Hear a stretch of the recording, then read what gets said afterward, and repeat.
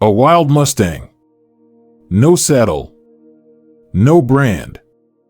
No explanation. It shouldn't have survived. Not after the fire. Not after the surgery that took an entire leg. Not after vanishing for 6 winters into the wilderness, where no one knew if it still lived or if it had been buried beneath rock and snow. And yet, it reappeared. 3 hooves touching the ground as if nothing had ever been missing. Not trailing behind. Not seeking pity. But leading. As the camera lens closed in, those eyes locked onto the frame. Still. Deep. As if asking, does anyone remember me? And if so, do you have the courage to face me now? This isn't a story about rescue. Not a journey of reunion. Not a miracle. But a reckoning with the very past we once turned away from. The photo arrived at 2:13 a.m. Nora Finch had fallen asleep at her dorm desk, surrounded by stacks of veterinary textbooks like half-built walls. She was used to sleepless nights. Used to cold coffee. Used to surviving by instinct more than routine.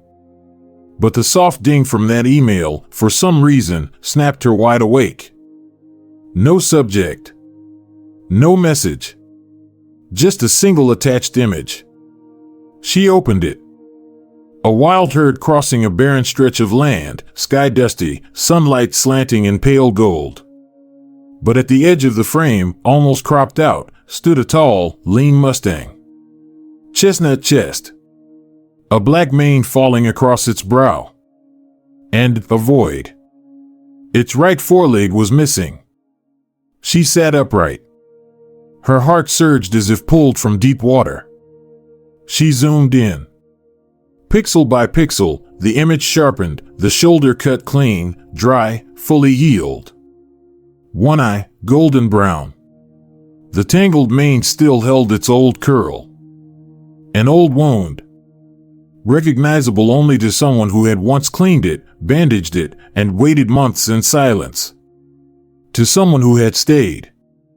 She whispered the name like calling a ghost. Ash.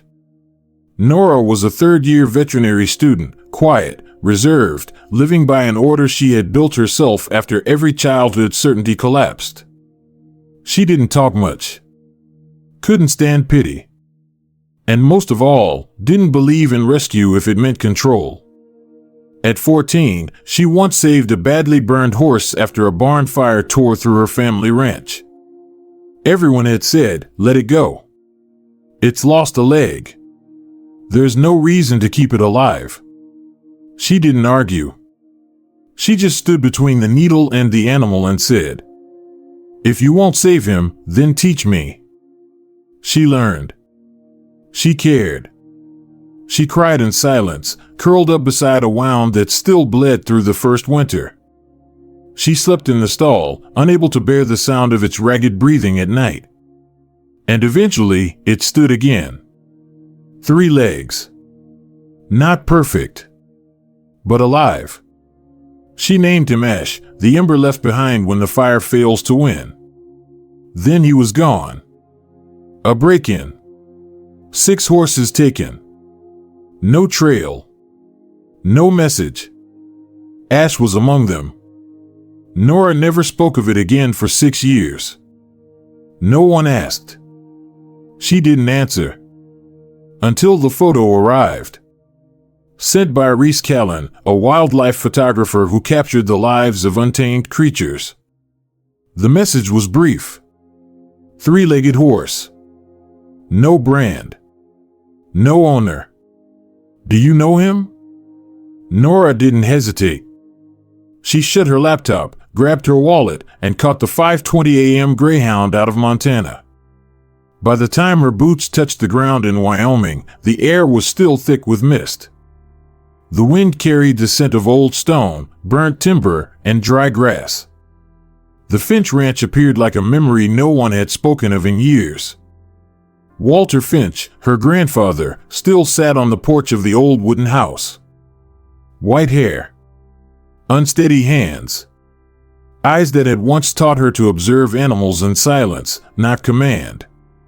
She placed the photo on the table. He stared. For a long time. "If it's him, we'll bring him home," he said. Nora didn't nod. Didn't shake her head.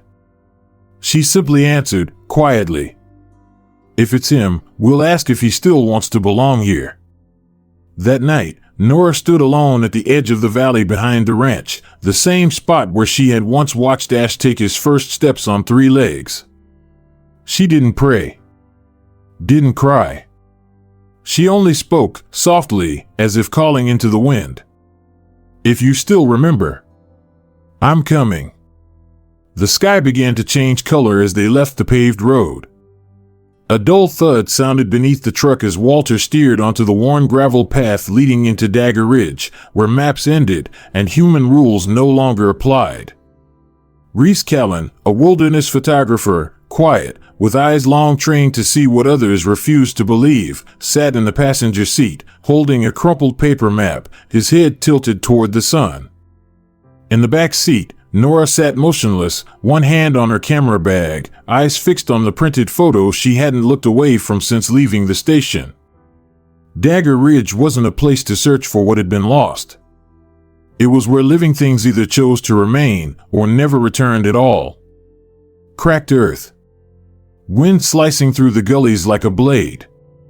Grass grew in thin patches, just enough to survive, never enough to conceal. In 1984, the government had released a small herd of domesticated horses here to balance the ecosystem. None survived past the 2nd season. Only the native wild Mustangs, and those that had forgotten how to trust humans, could last here. "You sure it's really Ash?" Walter asked without turning, eyes still on the road. Nora said nothing. "Out here, the wild ones all look the same. One color. One mane. One shape. But what do you think?" "I don't think," Nora replied, her voice even, not defensive. "I remember." The silence that followed wasn't uncomfortable. It was simply complete. They stopped as the sun leaned westward. Reese raised his binoculars. Walter started setting up camp. Nora stepped away, out onto a low rocky ledge, from which the entire valley below stretched open like a hollowed-out breath. The wild herd was on the move. Faint silhouettes slipping through the red dust like ghosts. "I've been tracking them for 3 seasons, Reese said, voice steady. "The 3-legged one never breaks off from the group. But he never really belongs. He stays 10 meters away. Doesn't push for grass. Doesn't fight for water. Doesn't sleep with the others. But he keeps following. He's surviving," Walter said, seated by the fire. "Wild or not, he's still a horse. And horses don't live alone." "He's not alone," Nora answered. "He just doesn't live the way we want him to." Walter looked up.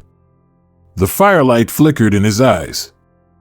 "And what will you do," he asked, "if he looks at you and walks away?" Nora held his gaze. Her eyes didn't flinch. "I won't follow." Reese looked up, slowly nodding. "Freedom's not something a horse asks for. It's something it takes, if we're smart enough to get out of the way." Night fell. The herd moved beyond visible range. But Nora knew he was closer than she thought. She stood outside the camp, her fingers resting lightly on her camera. Eyes wide open. And in the wind, she thought she heard breathing. Not human. Not wind. The breath of a creature that had once known her. And once walked away without looking back. Ahead lay the encounter. No one knew what the horse would do. But everyone was ready to listen to what he would not say. The next afternoon, Walter's old pickup rumbled off the asphalt, tires grinding over the gravel, red dust scattering behind them with each sharp turn. The mountains, distant just hours before, now ballooned across the windshield, as if welcoming them into a place where no one held dominion. Dagger Ridge, Reese murmured, eyes still on the worn map resting across his knees. In the heart of Wyoming's plains, Dagger Ridge felt like a different world. No cell service, no fences, no footprints. Here, the remaining creatures lived by the oldest law, survive at all costs, and never trust what comes easily. Not a good place to go looking for the past, Walter muttered, pressing harder on the gas. Nora said nothing. Her fingers still clutched the photo. Her eyes didn't blink. The three stopped on a low rocky outcrop, from which the entire burned valley stretched below them, a strip of land scorched by dry wind, scattered with thin, winding trails like veins across the dirt. Horse tracks. Reese lifted his binoculars and panned slowly. There. A herd of 12. 3 foals. 1 lead stallion, dark bay. But. He paused. Nora stepped forward. Reese handed her the binoculars. A smaller figure, just off to the side of the group, not far, not close, but apart. The 3-legged horse. Still him, Reese confirmed softly. For 3 weeks, he stayed just like that. Not chased off, but never welcomed. Walter crossed his arms. He doesn't fit in because he can't. No leg, no function. No leg, Nora replied, but still alive. 6 years. Alone. In a place where domestic horses die after 2. Walter turned to her, his eyes aged but never soft. What do you want from him, Nora? An answer? A thank you? A nod so you can go home telling yourself, at least I let him choose? The question cut deeper than any argument. Nora turned back toward the herd, toward the 3-legged shadow standing still, head bowed, ears pointed toward something only he could hear. She didn't answer. Night fell. They built a makeshift camp beneath a cluster of wind-shielding rocks. No one spoke during the firelight. Reese checked his camera. Walter tied the tarp. Nora stood outside, watching the invisible space where the herd had disappeared beyond the wind line. Reese came over, didn't ask, just handed her the binoculars. I once saw him face off a pack of coyotes. Didn't run. Didn't charge. Just stood. Like something that knows it has nothing left to lose. And because of that, nothing dares touch it. By midnight, Nora still hadn't slept. She sat alone beside the dying fire, her back against the stone, eyes wide. Then, a soft footfall rustled along the edge of camp. Not human. Not quick. Not even. It was off. 3 beats. She didn't move. Didn't blink. Only her fingers tightened around the camera resting at her side. A long shadow stretched across the pale earth. Not approaching. Not leaving. Just standing, 30 paces from camp. He stood, head slightly tilted. The wind blew his mane aside, revealing the cleanly worn, healed shoulder where his foreleg used to be. Ash. No one spoke. No one left the tent. Walter was awake, eyes watching through the tent flap.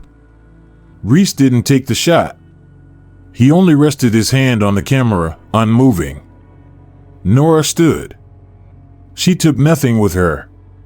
She walked forward, step by step, then stopped after 10 paces. No closer. Ash didn't back away. Didn't lower his head. Only watched. His eyes were deeper than the dark. Not reactive. But not empty. She spoke, softly, steady. Not here to take you back. Not here to make you stay. The wind swept past. Ash didn't flinch. You choose. I won't ask you to return. But if you ever need a place not to die, I'll still be there.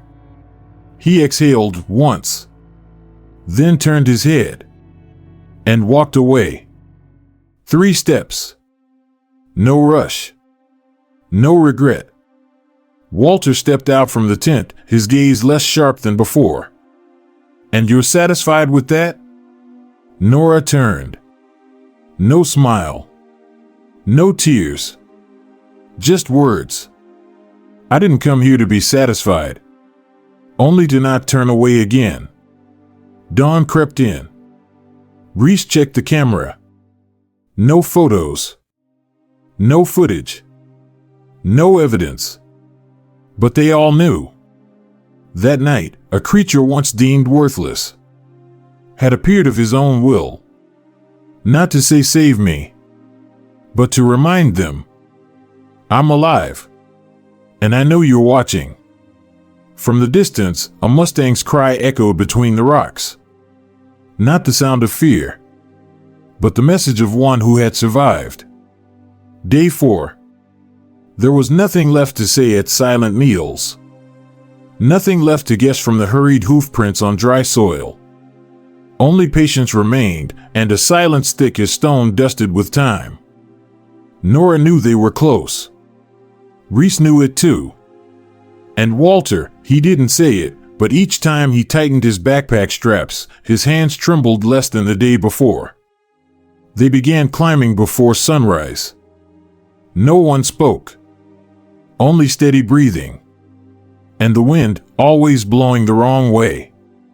By the third ridge, Reese raised a hand to signal a stop. No birdsong. No pounding hooves. Only faint movement in the distance, like specks of dust changing form. And then Nora saw him. For the first time, not through binoculars. Not in a photograph. But with her own eyes. Her real heart. Ash. He stood on the far left edge of the herd. Not in the center, but not straying from the formation. His chestnut coat no longer shone like before, but in the morning light, every scar along his shoulder stood out like carvings on ancient stone. His right foreleg, gone to the shoulder, fully exposed. But he stood. Firm. Steady. 3 legs no longer looked like a defect, but a declaration of survival. The herd moved slowly, almost imperceptibly shifting their weight. But Ash, each of his steps was deliberate. Not because he was weak, but because he had no need to rush. I'm not going any closer, Nora whispered, just loud enough for Reese to hear. Reese nodded. He didn't ask why. He knew, sometimes, trying to get close is the fastest way to lose something. Nora didn't move. She stood on the edge, where the wind had yet to change. Ash raised his head. Looked straight at her. No neigh. No reaction. Just looking. It wasn't the look of an animal that had been raised by people. Not the look of something needing pity. It was the gaze of a being who had rewritten the terms of his own existence. Between them lay over 30 meters of jagged earth. But the real distance was 6 years and one choice left unspoken. Nora felt like she was standing in a courtroom. No judge. No accusation. Just a look and a question that didn't need to be voiced. Why are you here? To save me or to reclaim what you once lost? Ash didn't walk away. Didn't turn. He just stood there. As if he had always known she would come. And now waited to see what she would do with this final encounter. Ash didn't move. The herd began shifting away from the rocks, slowly making their way toward the dry creek below. Dust swept past their hooves like a quiet curtain over a stage where the 2 main characters had yet to speak. Ash didn't look away. His gaze stayed locked on Nora, without judgment, without sympathy. Only the silence of one who had grown far too used to being disbelieved. Walter sat behind them, hands resting on his knees, eyes never leaving that horse. He didn't interrupt. Didn't speak. Reese, as always, didn't raise the camera. Nora took a step forward. Not fast. Not abrupt. A single pebble slipped down the slope, small but sharp enough to make the herd pause for a second. Ash didn't flinch. She stopped after 3 steps. The distance was now 20 meters. A strip of empty land between 2 beings, once companions, once survivors of a barn fire. Now 2 creatures no longer belonging to the same world. Nora drew a deep breath. She didn't call his name anymore. Names were a human thing. She just spoke, softly, as if to herself. You survived without me. 6 years. No hand to lead you. No one to heal you. No feed. No affection.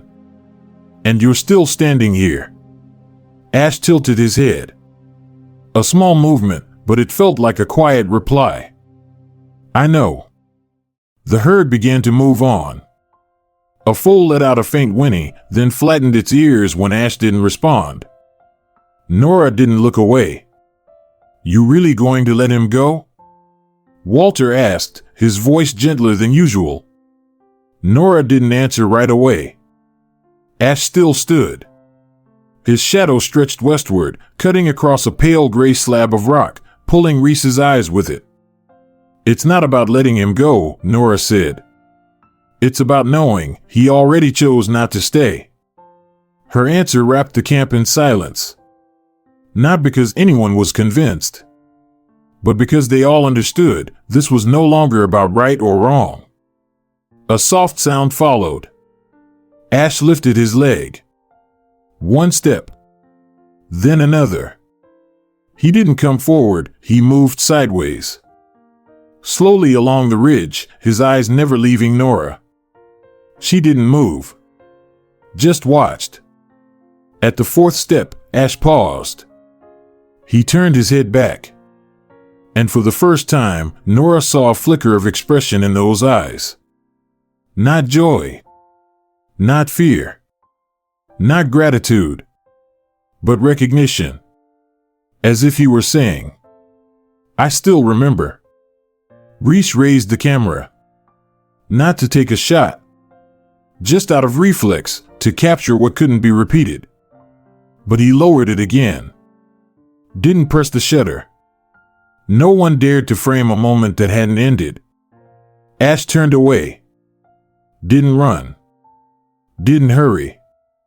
He rejoined the herd, but not at the center. He stood at the edge, as always. As if his entire life had been like that. Not fully part of anything. But never truly gone. Nora turned her back. Didn't cry. But her hand clenched slightly. Not from regret. But because the one thing she couldn't give him was a goodbye. Walter slowly stepped beside her. Neither of them spoke. The wind passed through.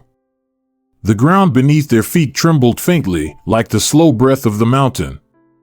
Far ahead, the herd vanished behind a bend in the rocks. No echo. No trace.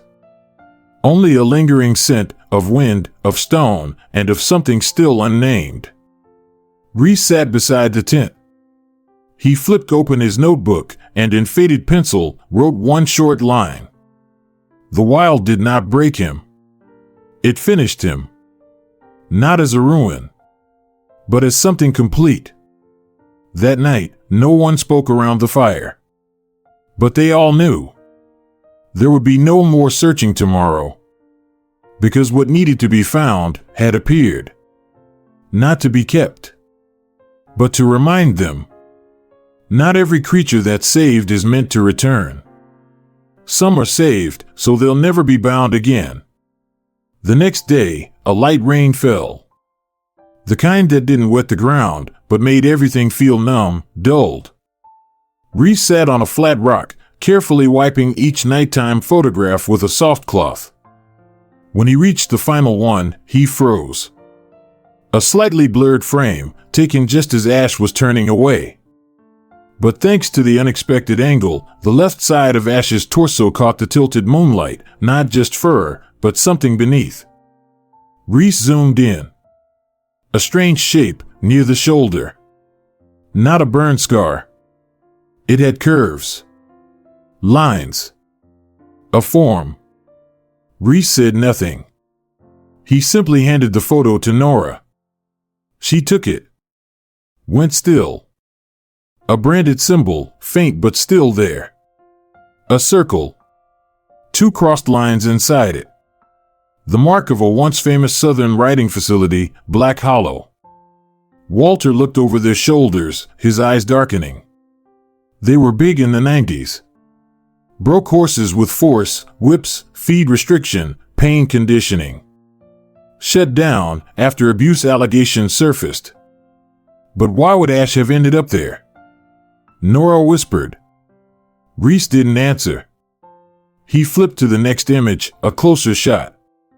The skin around the mark showed cracking, pulling, and clear whip lines. Nora felt her vision blur. Not because of the rain, but because everything she'd once believed had just become a reversed question. I saved him, she said. But after he was taken, I didn't follow it through. I accepted that he was gone. I let myself believe if his fate had run out, then that was that. Turns out, I wasn't the one who abandoned him once. I abandoned him twice. Walter sighed, slowly. No one can hold on to everything. No one has the right to think saving a creature means locking it down forever. But you're right, we didn't go far enough. Reese pulled out a notebook. He flipped to the center. A map, the location of the old Black Hollow, now listed as a government-owned agricultural development zone. No guards, he said. But locals still report hearing horses screaming at night. Some have seen wild ones run from the place, scraped up, panicked. Nora looked up. We're going there. 2 days later. They crossed dead land and reached a collapsed, rusted fence. Inside, rotted wooden stalls, fallen nameplates, and dirt packed into thick, hardened sheets on the yard floor. The stench of the past still lingered. Under the midday sun, Reese entered the largest stall block. On one support beam, a leather bridle still hung limp. Beside it, an electric panel, broken, but the stimulate reflex button was still intact. Nora said nothing. She just stepped toward a particular stall, where long scratch marks lined the wood. Made by hooves. 3 hooves. One edge curved. And dried blood, long darkened. This was where Ash had been held. And left. She stood there a long time. When she turned back, her hand was clenched tightly around a torn leather strap, the end still rusted where it had once fastened to a horse's mouth. He wasn't released, she whispered. He was discarded. Walter didn't look at her. He just stood beside the broken fence, eyes fixed on something far beyond them all. Maybe the wildness he chose wasn't instinct. It was the only way to escape training. On the drive back, no one spoke. Nora sat in the back. In her hands, the old bridle fragment. At dusk, they stopped beside a small lake nestled in a pine clearing. Nora stood at the edge, watching her reflection ripple in the water. No one saw the tears fall. No one heard the question rising quietly inside her. If you love a creature, but fail to protect it to the end, did you ever truly love it at all? Reese walked over. He didn't ask anything. Just placed a photo in her hand, Ash standing at the herd's edge, slanting light grazing his missing shoulder. In that light, the scar was no longer pain. It was a statement. An answer. He doesn't need our pity, Nora whispered. He just needs us not to abandon him again. And from that moment forward, the only thing she could do was return to the place where he once stood. Not to lead. Not to hold back. But to witness, this time, without ever looking away. The first day of November. The wind shifted.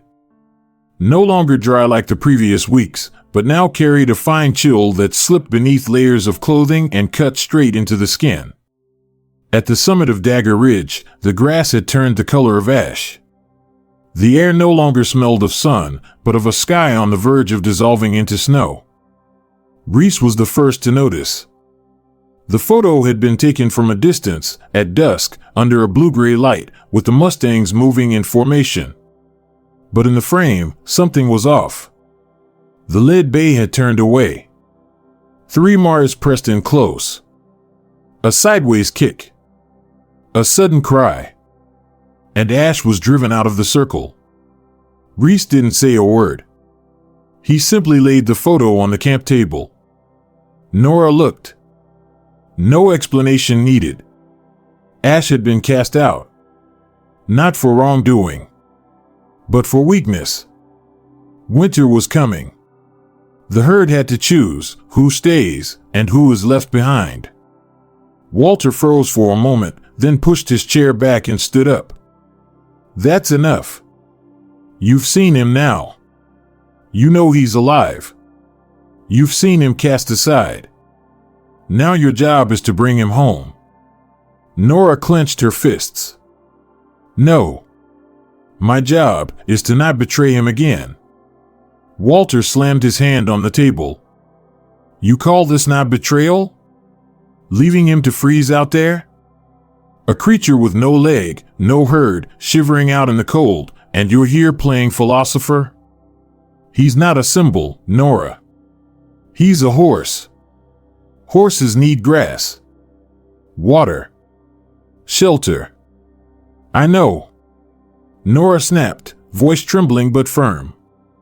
But what if he doesn't want a fenced life? What if he doesn't want to be dragged back like some pitted object? What if all he ever needed was a place he could choose, not one he was forced into? Silence. Heavy. Burning. Walter stood frozen a few more seconds. Then he grabbed his coat. Walked out of camp. Then you choose for yourself. But don't expect him to choose you back. And he left. Without looking back. The next morning, Nora didn't follow Ash's tracks. She didn't seek out the herd. She chose a rock wall halfway up the slope of Dagger Ridge, a natural windbreak, with flat earth and warm soil. She built a semi-permanent shelter. No doors. No rains. No fence. Reese brought supplies. A block of mineral salt. Sun-dried hay. A tank of clean water, with a small solar-powered heater. A small box of anti-inflammatories and joint supplements. Nora planted a short wooden post in front of the shelter. Hung from it, a piece of white cloth. No writing. No names. Just a signal. You sure about this? Reese asked as they stepped back to look at the setup. I don't want to bring him back, Nora answered. I just want, if he chooses to come here, this place won't be a trap. It'll be an invitation. That night, the wind turned violent. The first raindrops struck the shelter roof like metal claws. Reese went out to check the gear. Nora stood by the stone ledge, the same one where she had first seen Ash. She didn't call. Didn't hope. She just stood there. Like a silent vow. Near midnight. A breath, faint in the rain. Unclear. Uncertain. But it made Nora turn around. Her hand touched the damp salt. The hay had been disturbed. Hoof prints, 3 of them. She knelt. Touched the ground. It wasn't cold anymore. Someone had been here. The third night after Walter left. The snowstorm thickened. No longer just passing gusts of wind, but a cold, relentless breath quietly pressing down layer after layer of white, blanketing every path. Nora stayed up all night. She didn't leave the shelter. The fire burned low. The white cloth hung at the entrance had frozen into a thin, opaque strip, like frosted glass. Around 3 a.m. A footstep, different. Not the quick pounding of a deer. Not the light glide of a fox, but slow, steady, uneven steps. 3 beats. Nora stood. She didn't take a flashlight. She didn't call out. She stepped outside, face to face with the snow-covered dark. The wind blew crosswise. And out of the darkness, Ash appeared. But not alone. Behind him, a tall mare, smoke gray, long-legged, her head slightly bowed against the wind. Behind her, a foal, not yet 4 months old. Its coat was a warm ash hue. Its eyes, black like obsidian beads, wide and hesitant at the edge of the shelter's light. Nora said nothing. Her heartbeat slowed. She simply opened the tent flap. Ash entered first. Without hesitation. Without permission. The mare followed. The foal came last, slower, but never stopping. Reese woke at the sound of breathing, heavy, but familiar. He sat upright and froze. A scene like a painting. Ash, standing at the center of the tent. Snowmelt dripping from his mane, his shoulder stumps slightly trembling. To his right, the mare gently leaning against him. To his left, the foal nestled close to its mother's leg. Reese whispered, "He's found his own herd. Even if it's only 3. And he still chose to come back." Nora approached, carrying a dry towel and anti-inflammatory ointment. She didn't look Ash in the eye, not until her hand touched his missing shoulder. The skin there was hot. Swollen. Slightly raised. Clear signs of arthritis. His left ankle still trembled on a cycle. She applied the ointment. Slowly. Said nothing. Ash didn't pull away. Didn't act grateful. He just stood. Like a body of will, rooted in the last gust of wind. When Nora bent to check his joint, Ash lowered his head. He didn't touch her, but came close to her cheek. He exhaled, long and warm. Nora gently tightened her grip. "I understand." It wasn't a plea. It was confirmation. "I'm not dead. I'm still living." Reese watched from the corner of the shelter. The mare had laid down beside the foal. She showed no fear. She didn't leave Ash's side. Who was she? Where did she come from? No one knew. But what mattered was that she had chosen to follow Ash all the way to where humans were. That was an instinct. It was a decision. Nora spread more hay. Replaced the water. Placed a fresh block of salt within reach of all 3. No one tied them down. No one held them back. Near dawn, the wind eased. Ash hadn't left. The mare had fallen asleep.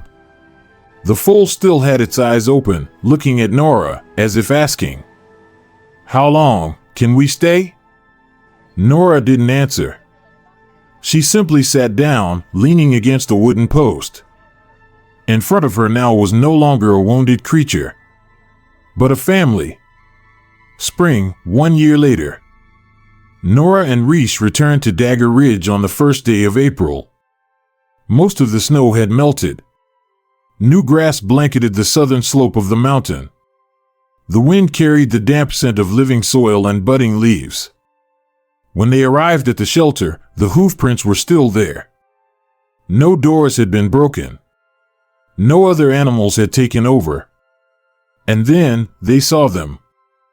Ash. Standing tall, flank solid, mane flowing long. His shoulder joint had stiffened into a faint ridge. His movements were slower now, but steady. Beside him, the young foal, now reaching Reese's waist in height.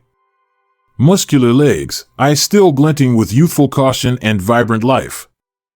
And leading the group, not Ash, but the smoke-gray mare. She had become the guide. Reese tightened his grip on the camera, but didn't shoot. Nora just stood, silent.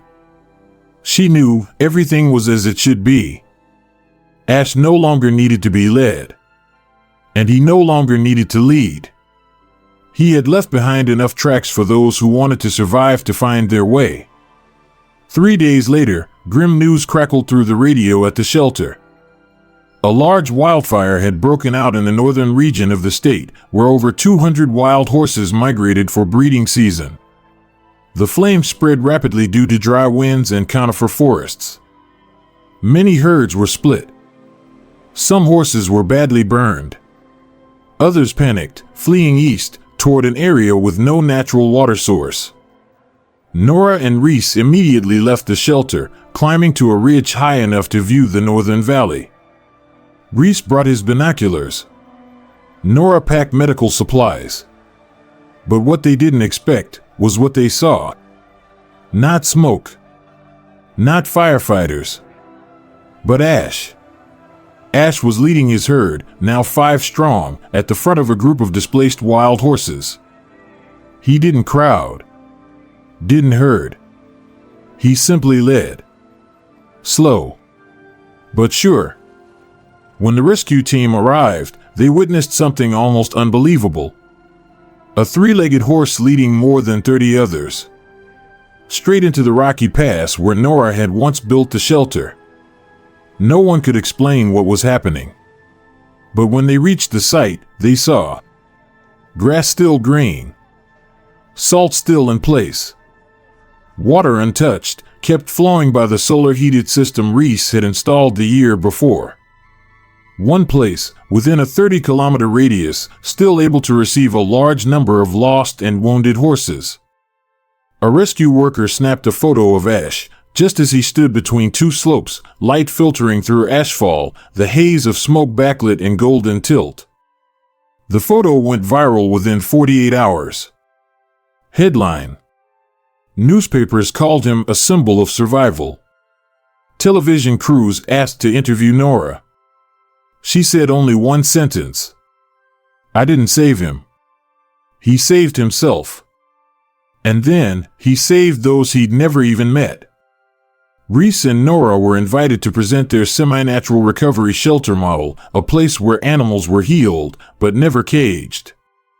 They gave it an official name: the Free Shelter.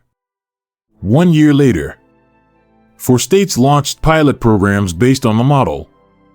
Wildlife organizations adopted the hands-off, but always present approach. Ash's story was adapted into a documentary film. Ash no longer appeared publicly. But every winter, when the wind shifted direction, Nora would hang the white cloth again. There would always be 3 hoof marks, etched faintly beneath the snow. No messages.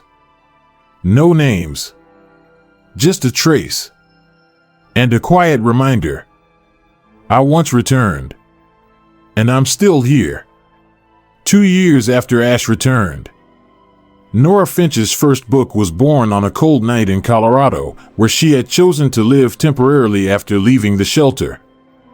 There was no horse on the cover. No mountains. No smoke or flame. Just a faint diagonal slash across a white background. And the title: Where the Broken Run Free. A place where what's broken is still allowed to run. Nora didn't write the book to tell the story of a 3-legged horse. She wrote it to break apart something she once believed: that love alone was enough to make someone stay. She wrote to say, no being should be defined by its wounds. Not by a missing leg. Not by the times it was left behind. Not by who hurt it. But by how it kept walking forward, even when no one waited. In late autumn of the 3rd year, Reese Callan, now a staff photographer for Wilderness magazine, returned to the shelter alone, carrying his vintage film camera. He wasn't hoping to see Ash again. He didn't call. Didn't track. He just walked. Like a habit carved into his bones. That afternoon, as the sun tilted long like a farewell, Reese stood atop a familiar knoll south of the shelter. And then, his lens caught motion. On the ridge across the valley, Ash. standing still. The wind tossed his mane. His shadow stretched toward the valley. Behind him, two other figures. A young stallion, strong and muscular, and a mare now grayed like mist. All three looked toward Reese. Or perhaps, toward the place where someone once waited without demanding anything in return. Reese took the shot. Just one. No extra exposures. No better angles. That photo was later displayed at the 2030 International Conference on Biofreedom beneath a single caption. Freedom is not a privilege. It is a decision. When Nora received the photo from Reese, no caption, no message, she stared at it for a long while. Then placed it on the wooden table beside her bed. No frame. No wall mounting. Just left it there. That evening, she returned to the old shelter, now the largest semi-natural wildlife learning center in the state. She stood on the porch. The wind shifted again. And for the first time in 3 years, she whispered, "If you never come back, I still know I did the right thing." This isn't a story about a three-legged horse. It's not about a girl who saved anyone. It's not about a miracle. It's about agency. About continuing forward, even when the world doesn't believe you can. About courage, not found in returning, but in leaving and keeping your dignity. Ash didn't win because he was brought back. Ash won because he chose to return on his own terms. And that's the lesson for all of us. No one should be defined by their wounds. No being should be kept just because someone else decided it's not enough. And freedom is not a gift bestowed on the weak. Freedom is the right of those brave enough to stand, even when no one applauds. If this story made you pause, to breathe, to reflect, share it. Because somewhere out there, another soul may be waiting for a place that doesn't cage, only quietly leaves the door open. Tap like if you believe there's nothing more powerful than the choice of a creature the world once forgot. Subscribe to this channel so you never miss stories like this. Real journeys, raw and stirring, that leave behind something more important than resolution. Faith that sometimes the right thing is letting someone decide where they truly belong.